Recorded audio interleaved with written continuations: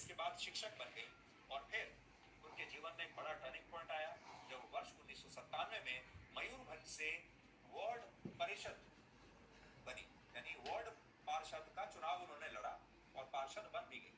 इसके बाद उन्होंने अपने राजनीतिक जीवन में कभी पीछे मुड़कर देखा नहीं। मयूरभंज से वार्ड परिषद